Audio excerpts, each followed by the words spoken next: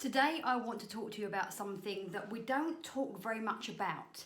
Now we talk a lot about fear and why we don't do things because we're scared. We fear judgment, we fear ridicule, we fear responsibility. But something that I feel comes in with that cycle, maybe even before fear, is apathy.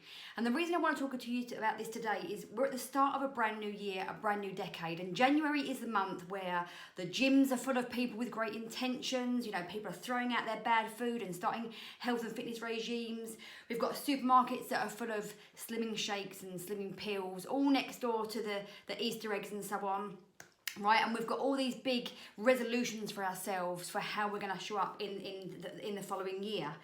But what about those that choose not to change? What about people that don't set goals or that don't sort of see a growth pattern? Now, I've had the privilege of being in rooms with, working with, and being mentored by some of the most successful people in the personal development world, right, across the world. And every single one of those still has a strategy whereby every year they review the year that's gone past and they set goals and intentions, more than resolutions, for the year to come. Now, if people that are already at that level of success, where they have optimum health, where they're making the money they want to make, where they're having the impact they want to have, and they've got that freedom lifestyle, if they're making the changes, they're making the growth challenges and set themselves goals, then why don't we all? Is there a misconception that it's for certain people and not for us? Or is there something bigger than that? Is apathy playing that massive part? So apathy gets wrapped up in conversations or language that sounds a little bit like this. Well, I'm not that bad. There's people worse than me. I'll start tomorrow. It's not that important to me right now. I don't see how it's going to make much of a change. I can't be bothered. Why would I do that? Nobody else is. And there are so many people using that language that it's normal. So we don't feel like we're separate. We don't feel different when we use that language ourselves. So we keep reinforcing more apathetic conversation and language in our head. And for me, apathy is a silent killer. It's a thing that's going to suffocate your dreams. It's a thing that's going to rob you of a life that you could have had if you'd been more aware of apathy and decided to do something about it. And I have a quote here from Helen Keller that I want to share with you, which is just profound. Helen Keller wrote, "Science may have found a cure for most evils, but it has not found a remedy for the worst of them all, the apathy of human beings." Now, I'm not coming from a place of judgment here. I want this conversation around apathy and fear to be a conversation starter, to be something that might get you to think about something in a slightly different way and maybe start to take actions that you can live the life that you were born to live, that you can live the life that you deserve, that you really, really want. And so let's come from a place of humility, a place of compassion, and assume that, and I've written this down because I quite like the way I wrote this down, apathy is a condition of limited expectation based on our unconscious programming, a total unawareness of an alternative and, in brackets, better possibility and reality for ourselves. So if you feel like maybe you're holding back and maybe it doesn't feel quite like fear to you, maybe it is apathy. So how can we start to move out of apathy? How can we start to get ourselves out of that situation and make movement towards that bigger possibility, towards that different outcome that we might entertain now and again, but we very quickly wipe it out as not being available for us, or not being the right time? So the first thing that I want you to think about now is I want you to entertain the possibility for a different future. Now, let me just explain that a little bit more. Very often times, our subconscious programming is so incredibly powerful, and we've never been asked by parents, by colleagues, by bosses, by teachers to think about what would you really, really like. You know, if we could rub a lamp, if we could get a fairy godmother down and you could have anything you want and it serves all levels of your fullest expansion and your fullest expression, what would that look and feel like for you?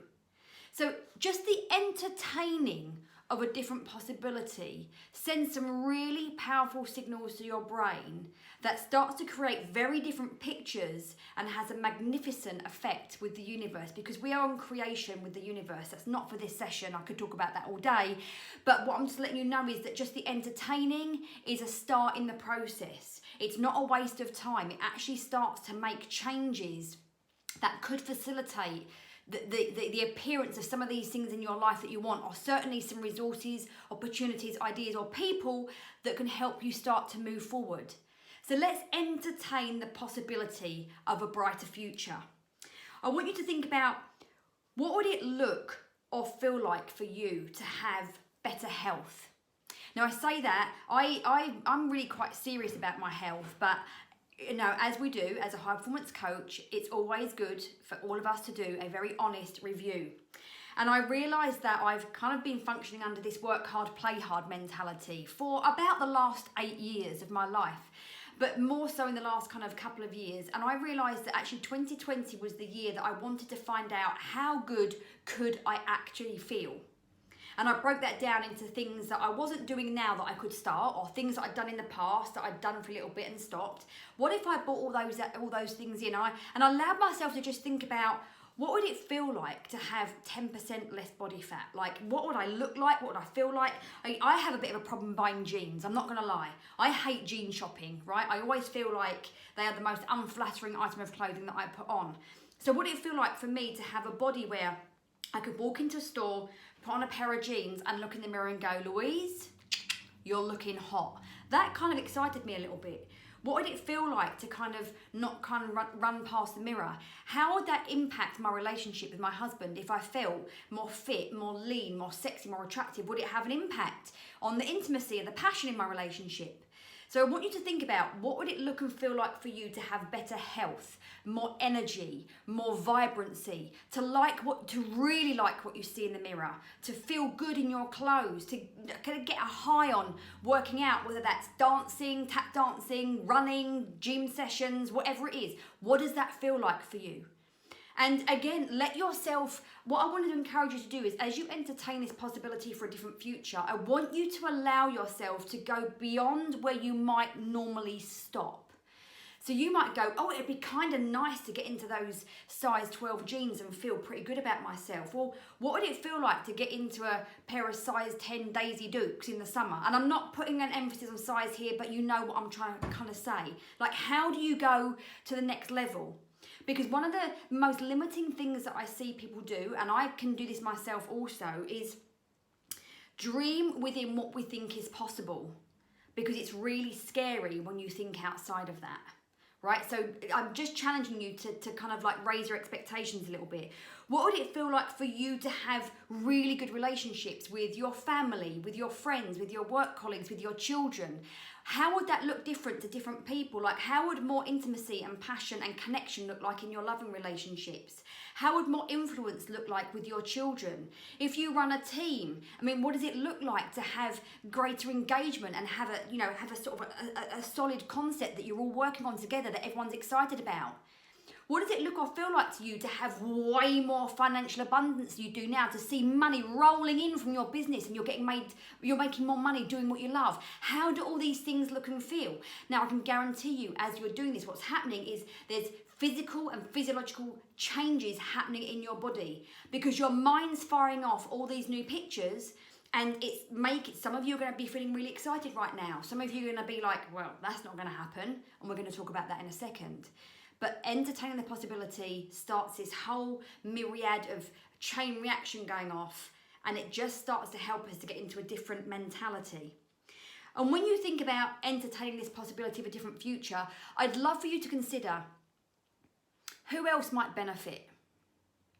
One of the things that I keep in mind as often as I can when I'm being really present and really aware is that my children are going to mirror what I do. They're going to have created a belief system of what's possible. Now, I'm not going to go into my story now, but one of my big whys is that I don't consider that I had the best experience of motherhood. I suffered with very, very bad postnatal depression when I had my children. They're 14 months apart. And I know I wasn't my best self. I did the best that I could at the time. But I'm very aware of knowing what I know now, isn't that a revelation? That there's a really good chance that my kids are going to have some really quite unhelpful and challenging subconscious programs based on the first 7 years of their life. Now, I can't go back and change time.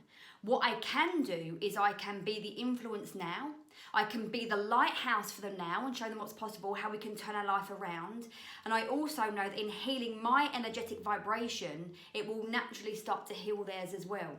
So when you think about, do you want your children to have the same belief systems as you might have right now? Do you want your children to repeat the life that you have now? Or do you want more for your children? Because let me tell you this, if you want more from your children, you need to want more for yourself.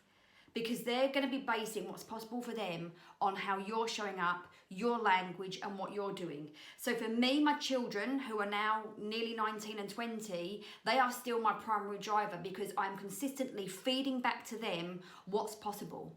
And I have to show up at my best self. So who else is going to benefit from you?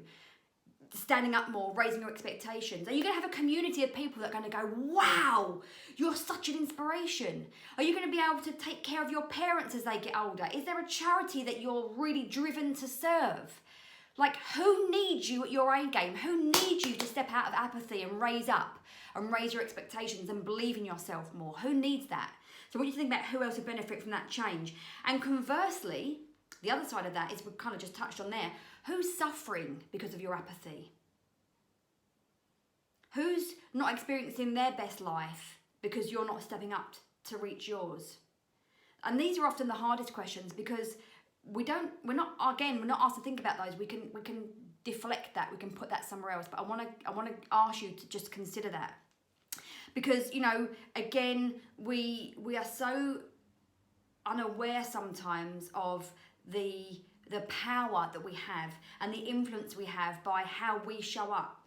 And you don't even need to be saying things. You know, we're such energetic beings. We're so energetically connected that just our energy is kind of filtering out and creating meaning for other people. So just bear that in mind. Now, in some respects, the entertaining is the easy part. A word of warning there, it's really easy, particularly when you're aware that you're in a space where you think, oh, I haven't got any of that. Like, I don't have any time. I've got such a negative mindset. I've got no resources. I've got nobody supporting me. We're really, really good as human beings on saying what's wrong, where we're at, what's not working, how many problems we've got. Our reality sucks. We're really, really, really good at that. And the scary thing is, because we repeat it so often, we think it's who we are. And it becomes our identity. But to change our reality, we have to change our identity. We have to change the way that we show up. And we have to change the way that we think and the way that we are and the energy that we give out. So, but for some of you, the entertaining part will have been like, God, yeah, I can really see how I would feel different if I lost a bit of weight, or if I didn't drink as much, or if I quit smoking, or if I got up earlier, or if I just thought about how I want to show up today with people in my business or in my relationships. I can see totally how amazing it would feel for me to kind of be engaged with having more money, like declaring that I will be wealthy, making it a commitment, I will be wealthy. I am creating wealth right now, instead of getting stuck in that mindset of I just need enough to pay the bills. But here's the thing, when we start to activate these possibilities, for many of us, because it's brand new and it's completely contradictory to our subconscious programming, guess what steps in? Fear. This is where fear comes in. And we have three kind of main pains that we're trying to avoid. We're trying to avoid loss pain. So the loss pain is, if I go do this thing, what am I going to lose? And that can be everything from, if I get really, really successful, I might lose my friends because they might think I'm a big head. If I declare that I'm going to drop 10% body fat this year, which incidentally is my goal, so I'm being accountable to you all, crap, I'm going to have to lose some of that Malbec that I drink on a weekend. Or I'm going to have to lose some of my pub lunches that I go with my husband. It could be losing some time. So maybe you spend a couple of hours in front of the TV, and I'm saying to you, spend an hour of that watching YouTube, something, something that's going to change you. Spend an hour of that reading, spend an hour of that working out, spend an hour of that being with your children. But your body, your mind sees it as a loss. I'm going to lose this thing that makes me feel good. I'm going to lose this thing that I've been doing forever. So don't underestimate the loss pain. Then we have process pain. Ooh, can I do that? Can someone like me achieve that? Oh God, it's going to be really difficult. It's going to take really long. I've got all these things to do. Yeah, no, what? And now you step back into apathy, right? I'm okay where I am. The status quo is better than the pain I'm going to put myself through in that process. So we're now in this fear apathy process, right? This cycle. Then we have the outcome pain. So the outcome pain is, what if I do all this and the grass isn't greener? What if I do all this and I hack my partner off and I spend a little bit less time with my children and I spend some money on a coach or I spend some money on a system, and it doesn't work? Then what? Oh my God, the fear, the humiliation. Okay, so then, okay, let's just go back to apathy. Let's just convince ourselves we're okay where we are. Now, when it comes to fear, there are 4 main fears. We have the fear of ruin. So it's a little bit like the outcome. What if it doesn't work out? We have the fear of rejection. It's a huge one. Rejection, humiliation, shame. They all get wrapped up in that. Oh my God, I might get trolled. What if I say something and I'm wrong? What if somebody asks me where I get my certificates from or where I get my knowledge from? Like, oh, we get all that fear of rejection. There's fear of regret, right? Now, you should know here that the biggest regret of the dying is the things that they didn't do rather than the things that they did do. Scientific fact. There's an incredible, I'll try and find it for you, there's an incredible video on YouTube where I don't know if it's Central Park, but it's a park in London with a big blackboard. And everybody's asked to go and put their regrets up. And again, it's the things that they didn't do, the I love yous that they didn't say, the courses that they didn't do, the risks that they didn't take. And then they wipe the ball clean and they invite everybody to come back and say, okay, you get a second chance. And it is just a phenomenal video. I'll share it with you in the show notes of this one. And then one of the biggest things that I see with my coaching clients is the fear of responsibility. The fear of the potential of making, we all think we want more money, but actually for most of us, our subconscious program doesn't support us being wealthy. There is a fear. People might come and want money from me. I'm gonna have to give money to charity. I'm gonna have to, be a different person. So all of these things are wrapped up in kind of like this ball of really powerful energy that you don't even know that you're consciously aware of, but it's determining your actions. And so for so many of my clients, the first part is kind of getting back to, where am I at in this whole cycle? How can I move from apathy and fear? Because all those fears will come up. And we're so identified with these things that we think we are, all these fears, all the conversations we have, we're functioning under a belief system of a 5-year-old or a 7-year-old. We think we're grown adults.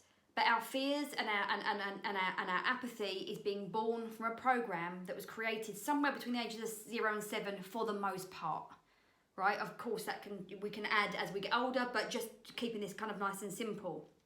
So our ego becomes fully identified with this body of thoughts and programs that we have. And there's a really interesting concept in the book The Power of Now by Eckhart Tolle, who says that every fear fundamentally comes down to the fear of death, the annihilation of the egoic identity. Boom! Listened to that walking the dog the other day and literally just kind of like stopped dead in the street. So basically what it says is the fear of death isn't necessarily death per se, like it's more the fear of this is who I think I am, and trying to step outside of that, my ego thinks it's going to die, it's being questioned, and that fear is way too big. So let's just say unfulfilled, let's just say miserable, because at least we know it's safe. Make sense? So apathy becomes preferential because it's safe. And you'll find the language to allow yourself to stay there. You'll allow yourself to drift into the past and give yourself permission to be a victim or to have blame or to moan about your current circumstances, rather than saying this isn't a problem, it's a current situation. What am I going to do to move out of that one step at a time? So where might you be in this loop? Do you see yourself flipping from apathy to fear? Are you so consumed in fear that it's not apathy, it's just that you're so frightened and you're so centered in this egoic identity that it's literally, you can't see a different version of yourself. And this is why I'm always talking to my clients about clarity for most of us, certainly until we've got much better control of our mind, is never about knowing the whole 5-year plan. It's about knowing who you're going to be every minute of every day and how you're going to show up. Because if you decide to commit to being wealthy, you'll do the things to make that happen. If you decide to commit to being healthy, you'll do the things to make that happen. If you decide and commit to having passionate relationships, you'll do the things to make that happen. You leave nothing to chance. So where are you on this fear and apathy cycle? Now let's go on to step number 2. So let's say that the entertaining generates a little bit of excitement for you, all right? What could you do regardless of the fear? So you've had a little bit of excitement, you've thought about what you might look like in your Daisy Dukes, or you've thought what it might feel like to have an extra 0 or 2 zeros or 3 zeros on your business bank account, or you've thought about what it might be like to have more passion and intimacy with your partner, or more influence with your team. You've entertained all these possibilities, and understandably, there's a little bit of fear comes in and you're like, oh, I don't know if I can do that. But let's just say, for instance, you're a warrior and you're like, I'm committed. I'm going to go through it for the fear anyway. What could you do? Right, the first thing is, I want you to ignore that head talk, because it's a safety mechanism. It's a safety mechanism that keeps your ego, your current perceived identity in its place. So you can just be aware of the head talk. You can be witness to the head talk, but you don't become the head talk. The first thing you need to do really is just to take some action regardless, because as Joe Dispenza talks about, this is breaking the habit of being you. 95% of the world are walking around as a robot. They are literally a series of daily habits. They might live on the weekends, they might go out have fun, they might have their 2-week holiday, but 50 weeks, maybe 48 weeks of the year if they're lucky, they're on robots. They're on kind of like this robot mechanical time. Get up, eat breakfast, maybe you might grab breakfast and eat it in the car or on the way to the train station or whatever. You go to work, you come home, you have tea, talk to the husband, wife, kids, whatever, watch a bit of TV. You might go to the gym, go to bed, right? Because you're living for the weekend or you're living for the holiday. And you just, every month the money goes into the bank account, you've already decided what you're spending it on, you're saving for the next thing. I personally happen to believe that we've all got a bigger mission than that. And some of us, it takes us longer, right? It's taken me about 42 and a half years to kind of finally come to that place. But it's been a journey well worth it, because this is why I get up and show up and do these videos for you now. So I want you to break the habit of being you, all those habits you do, because that for me is the absolute, it's the key to change. And one small step counts. One small step counts. You haven't got to go quit your job tomorrow. You haven't got to go double your prices. You haven't got to go rebrand, get new photographs, build a new website. But just do something that triggers your mind and says, she's made a decision. She's doing something different. We're going in a different direction. Be aware that ego will kick in and bring you all this conversation, and you're going to say, it's okay, we've got this. We're going to just try it out and we're going to see what happens. And so it could be getting up half an hour earlier. It could be going to bed half an hour later. It could be having your green smoothie every day. It could be taking the stairs instead of taking the lift. It could be saying good morning to your colleagues when you walk in instead of, walking in and being all gruff and not talking to them anybody. And what happens here is I want you to change your language. So rather than saying, I drink a green smoothie every day, I am the person who is really focused on our health. I am the person who wants stronger heart and stronger legs. I'm going to work out. I'm the person who thinks about how I want to show up in every situation. I'm the person that has decided 2020 is the year that I show up for my life, and I declare that I'll be healthy, I'll be wealthy, and I'll be happy. Make those declarations for yourself. It's more than affirmation. It's a decision that you will do whatever it takes to make those things happen, and you're prepared for the challenge, and you're prepared for the conversation in your head, and you're prepared for the people that say, don't do that. Come out for a drink and a pizza. Don't do that. What would you want to do that for? Because you mirror back at them what they're not prepared to do. You mustn't let that stop you. So I am the person who, and I started using this years and years and years ago when I was a personal trainer. And I just found that when the clients were like, I'm on this diet to lose weight because I'm overweight, I'm dropping fat because I'm fat, right? There was no motivation there for most people. They had to start to change their identity to being somebody who had decided that they were ready to commit to their health. That feeling better, looking better, functioning better was a little bit more important than having a couple of bottles of wine over a weekend. Maybe they just cut it back to one. Maybe they wouldn't have a takeout 4 nights a week. Maybe they just have one. I even had one client, I just said to her, she said, Louise, I have a Belgian bun every day. Right? So I said, okay, so have half a Belgian bun every day. And she said, can I do that? I said, well, why could you not? You've just halved your habit, okay?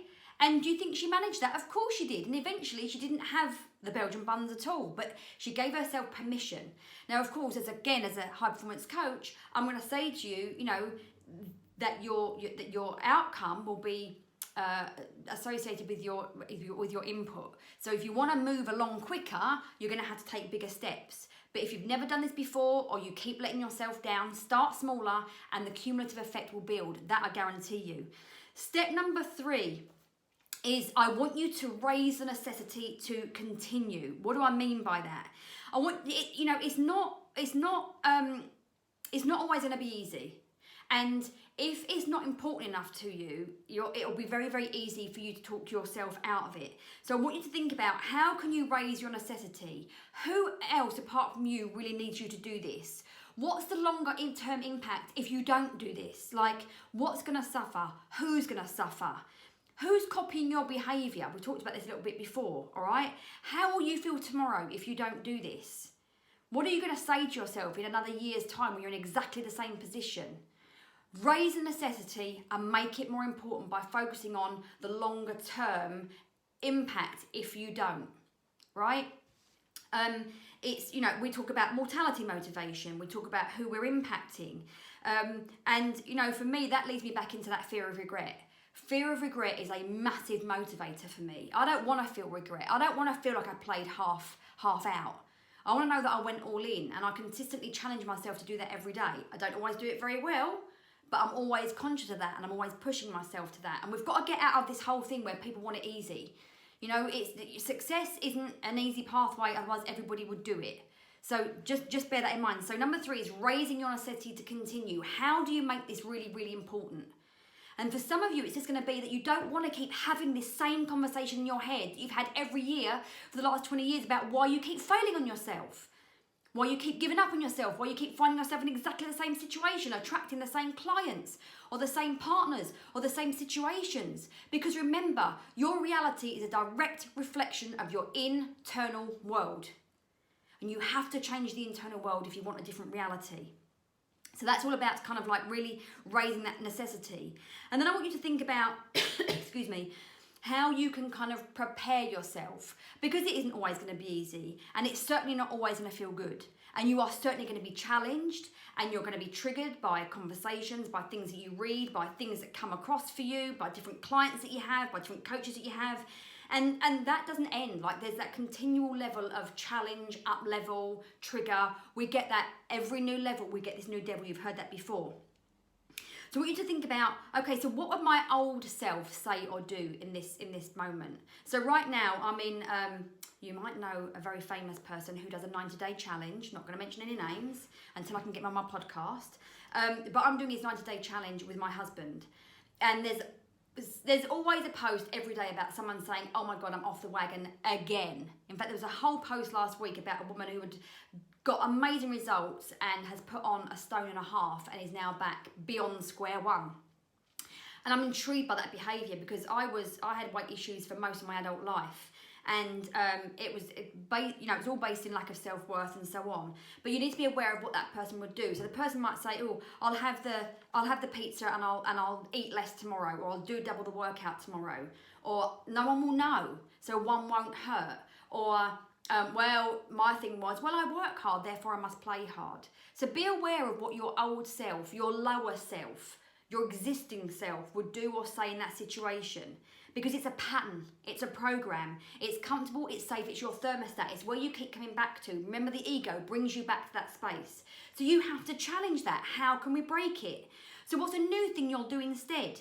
Maybe for you it'll be a statement. So it might be a statement, Louise, are you going to do that again? Louise, what are you going to feel like in 30 minutes when you're just eating that pizza and you haven't worked out, and the only person you need to worry about being accountable is to yourself? How are you going to feel about that? How are you going to feel when you keep doing that every week? When are you going to change, Louise? Sometimes we have to have these very honest conversations with ourselves. What you think about, do you want to see results, Louise? Do you want to make that difference? I would also encourage you also to have a look at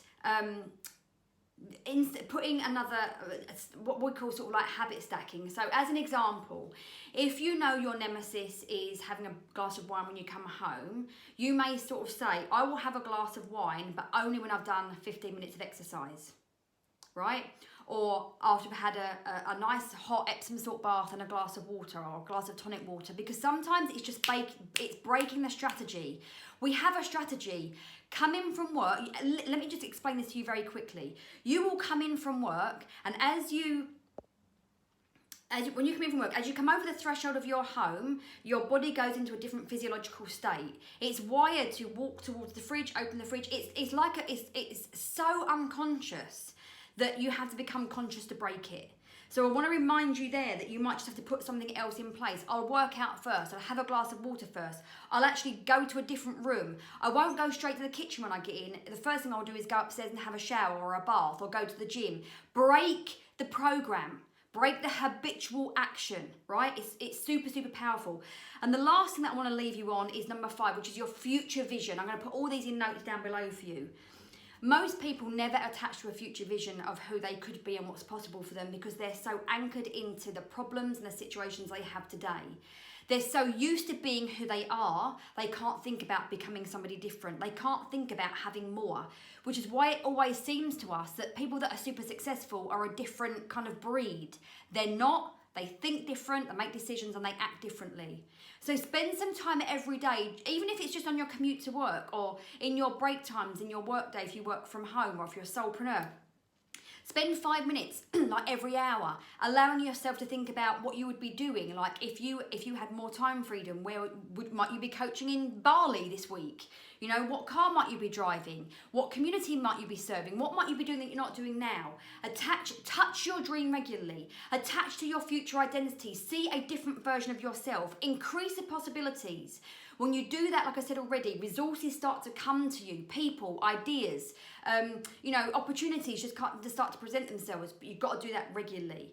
It increases your belief and it starts to help you to reprogram who you think you are. So I really hope that served. This is about the apathy and the fear cycle. It's really normal to get stuck inside of that, but you can make the change. You can make it one very simple step at a time with those 5 key concepts I've just talked to you about. Give them a go. Let me know how you get on, because I truly believe 2020 is a year for momentous change for so many of us. And if you're ready for it and you're ready to grab it and declare that now is your time, you will start to make so much more progress in so much shorter time, you'll wonder why the hell you waited so long. So I'll see you again in the next training video.